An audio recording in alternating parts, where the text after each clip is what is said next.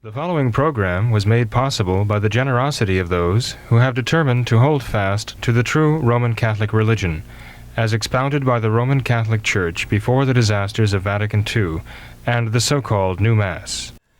Hello and welcome to What Catholics Believe. I'm your host, Thomas Nagley, and with me tonight is Father William Jenkins from the Society of St. Pius V.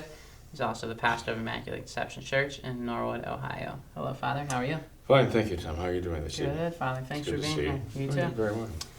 Father, I've got a quick question for you tonight. You know, there's this growing trend here in America, at least, where there's just this obsessive glorification of sports. You know, I just recently heard on ESPN a commentator say that it would be blasphemous for someone to say that LeBron James is not the best basketball player in the world today. Mm-hmm. And this this obsession, this excessive obsession with sports and glorifying sports and placing this in place of God, in place of religion and religious activities. Mm-hmm. Just this terrible trend. Father, do you have any kind of comments on this?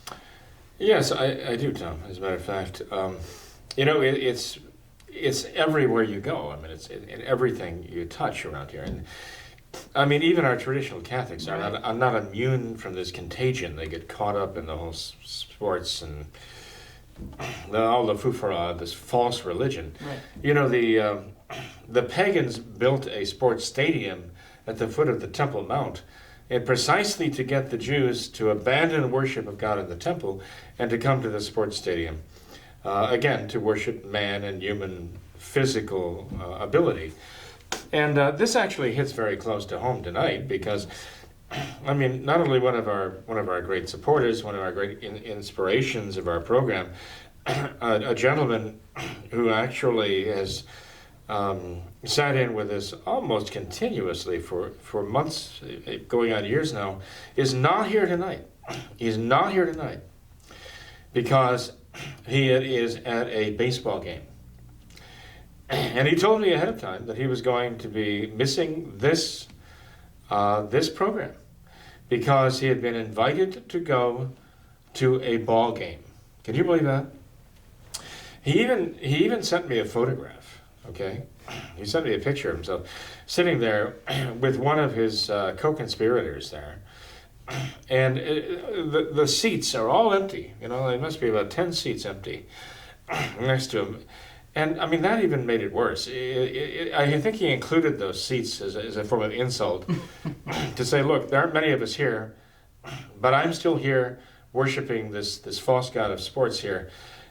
And you know, I would think, well, all those other people are not in those seats because they're out, you know, you're probably watching What Catholics Believe. But not him, but not Jorge. No, he's not.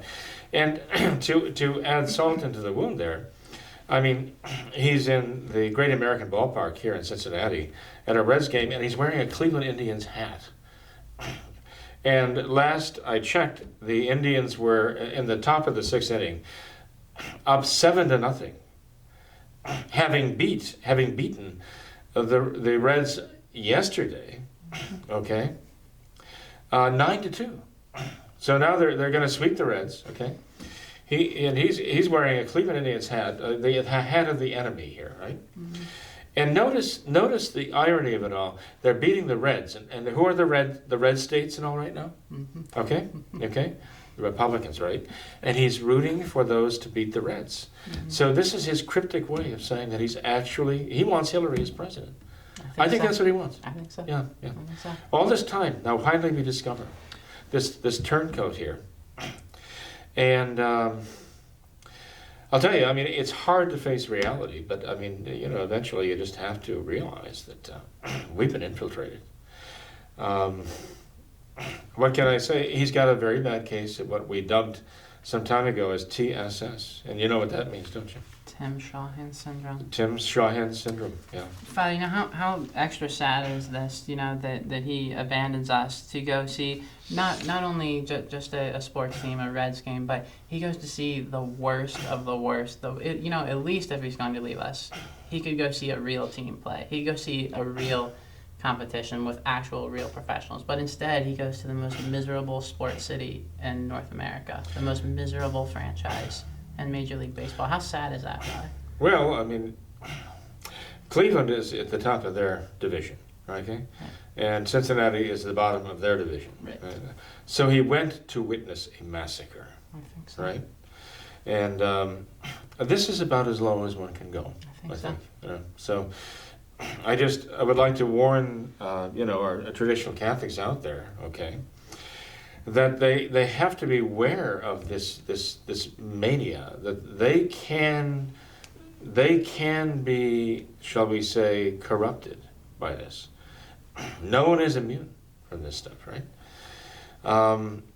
So if I had to say something to this poor, unfortunate individual, I would actually hearken back to the days of St. Augustine, when he warned that young man, right, who had converted to the faith, right? But his pagan friends kept pressing him to come to see the pagan games and the Colosseum and the amphitheaters.